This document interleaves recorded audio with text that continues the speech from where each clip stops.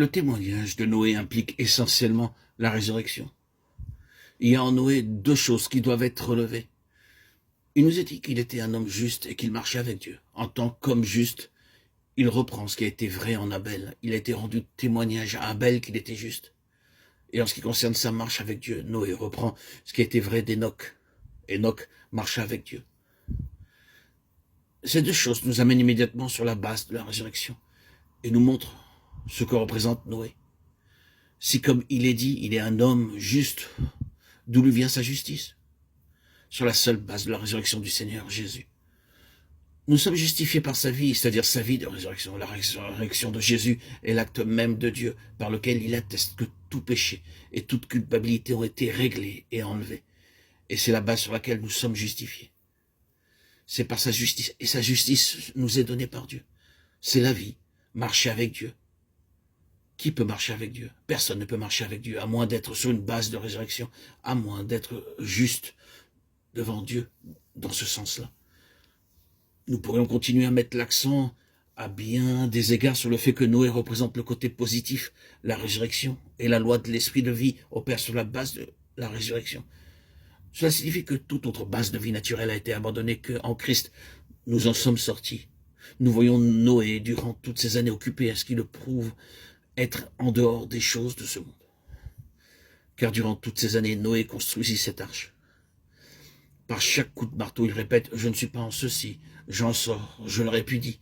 L'heure vient où ce qui est vrai de moi spirituellement s'accomplira littéralement. » C'est aussi notre position. Nous aussi, nous sommes sortis spirituellement et nous attendons l'heure où ce qui est vrai de nous spirituellement deviendra littéralement vrai. Nous sortirons. Mais Christ est sorti et la vie de résurrection signifie qu'en lui, nous sommes sortis de ce qui est ici-bas, sortis de notre propre nature et de ce monde et de nous-mêmes. Noé et son arche rendent à jamais ce témoignage.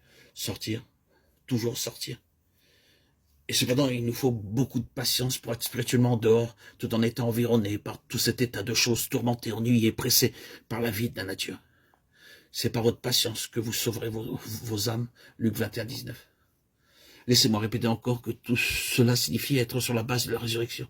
C'est pourquoi nous avons cité Romains 6, 3, 8 au début de notre méditation. C'est par la mort que nous y arrivons. Relions Romains 6 à 1 Pierre 3, 21 à travers l'eau sauvée sur la base de la résurrection, devenue une même plante avec lui par une mort semblable. 8 âmes, 8 est le chiffre de la résurrection, ont été sauvées des eaux. Une figure du baptême qui maintenant nous sauve, l'engagement d'une bonne conscience envers Dieu par la résurrection de Jésus-Christ. Il est tout à fait possible à chacun de nous d'avoir une conscience parfaitement bonne. Quel état heureux et béni avons-nous une bonne conscience? Ou bien sommes-nous sous l'accusation, sous la condamnation? Sommes-nous inquiets, tourmentés à cause de la méchanceté de notre cœur? Cela signifie alors que nous n'avons pas donné à Dieu la réponse d'une bonne conscience. Pourquoi donc? C'est que nous attendons encore quelque chose de notre propre nature, de nous-mêmes. Nous ferions mieux d'y renoncer puisque c'est le seul chemin pour en sortir. Répudions notre moi. Disons-nous à nous-mêmes et disons au diable une fois pour toutes que en nous, c'est-à-dire dans notre chair, il ne demeure rien de bon et que nous ne nous attendons plus à y trouver rien. Le diable le sait et cependant il essaie de nous engager dans la tâche impossible de chercher quelque chose que nous ne trouverons jamais. Mais c'est ainsi qu'il nous tourmente. Alors pourquoi ne prendrions-nous pas la base du Seigneur pour triompher des manœuvres de l'ennemi? Enfonçons notre pieu. Acceptons le fait que nous ne pouvons jamais attendre quelque bien de nous-mêmes. Tout notre bien étant un autre, en notre Seigneur Jésus. C'est la loi de l'esprit de vie en Jésus-Christ. Que le Seigneur nous fasse comprendre tout ce que cela signifie.